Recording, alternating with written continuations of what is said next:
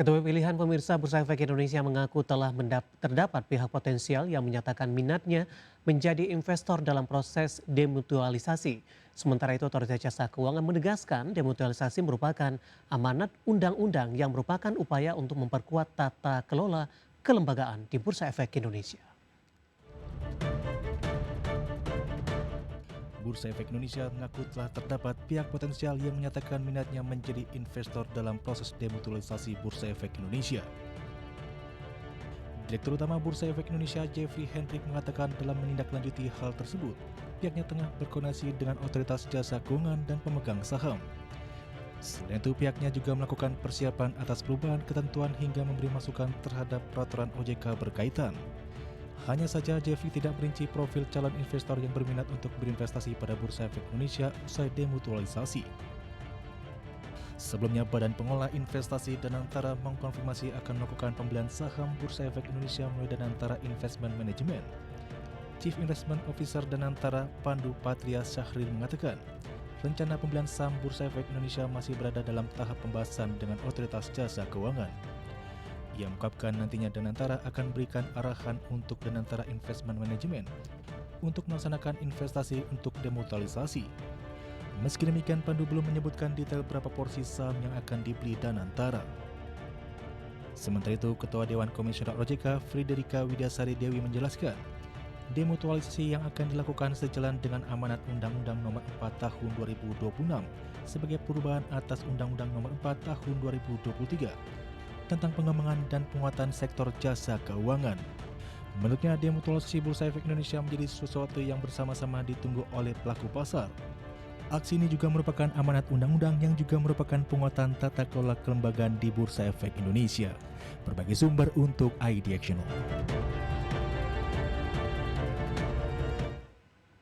Informasi emiten pemirsa di mana PT XL Smart Telecom Sejahtera Tbk atau XCL masih mencatatkan rugi menyusut di semester pertama 2026 bila dibandingkan dengan capaian di semester pertama 2025. Sementara pendapatan perseroan berhasil tumbuh 25,65% secara tahunan. Dikutip dari Keterbukaan Informasi Bursa Efek Indonesia, PT XL Smart Telecom Sejahtera Tbk masih membukukan rugi bersih yang dapat diatribusikan kepada pemilik entitas induk sebesar Rp994,15 miliar di semester 1 2026.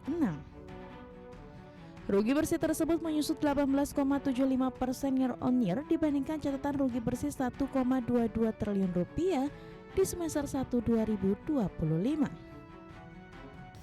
Sementara sisi pendapatan perseroan berhasil mencatatkan pertumbuhan 25,65% menjadi Rp23,99 triliun dari capaian Rp19,09 triliun di semester 1 2025.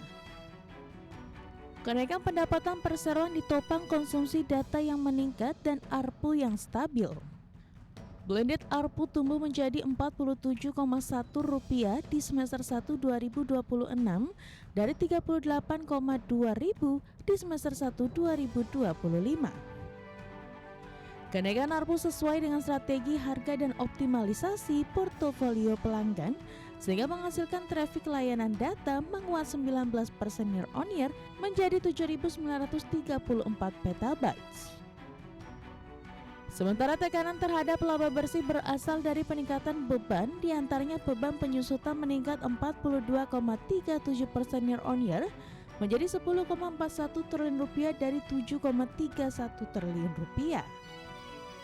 Beban infrastruktur naik 25,11% year on year menjadi Rp6,71 triliun.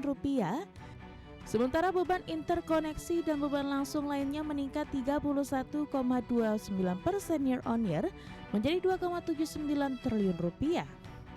Selain itu, beban penjualan dan pemasaran melonjak 59,93% year on year menjadi Rp1,47 triliun dari Rp916,12 miliar.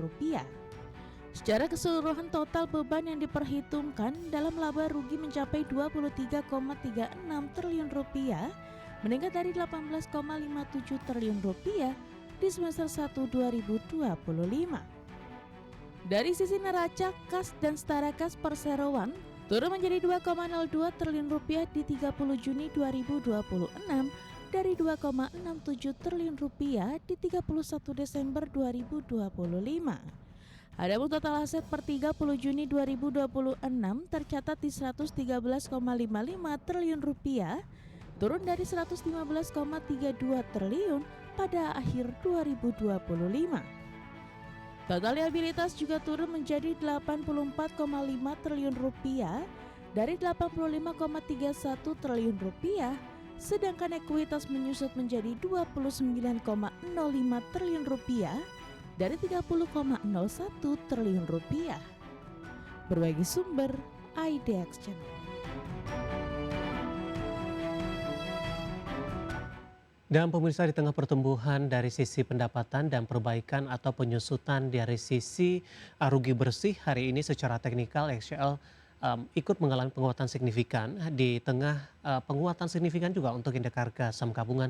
Langsung saja kita ke grafis yang pertama, kita akan coba lihat pergerakan di sepanjang hari ini.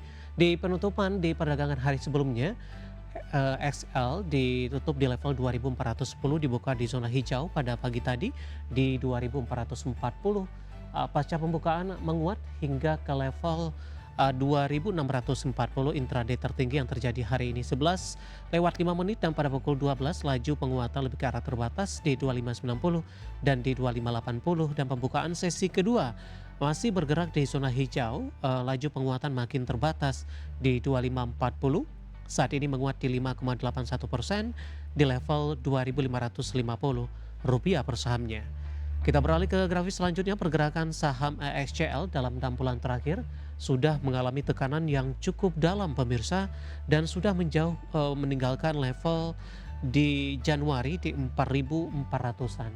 Ya, di perdagangan awal Maret diperdagangkan di level 2.900-an, April mencoba untuk memperbaiki posisi ke 3.200-an. Di perdagangan Mei mengalami tekanan ke 2.260, awal Juni mencoba berbalik menguat ke 2.880, namun di 30 Juni mengalami tekanan cukup dalam kembali ke 2.370, intraday terendah dalam 6 bulan terakhir. Juni dan Juli Agustus mencoba untuk bangkit kembali dan hari ini sempat ke 2.600-an dan menjelang penutupan di 2.550. Dari sisi valuasi dengan beberapa indikator yang ada, dari posisi pernya terlihat minus 23,6.62 kali maksud kami, kemudian PSR di 0,98 kali, PBV-nya di 1,63 kali, dan PCFR di 1,72 kali. Ya, kombinasi secara fundamental, teknikal, dan juga dari sisi valuasi, dan semoga bisa menjadi salah satu referensi untuk Anda.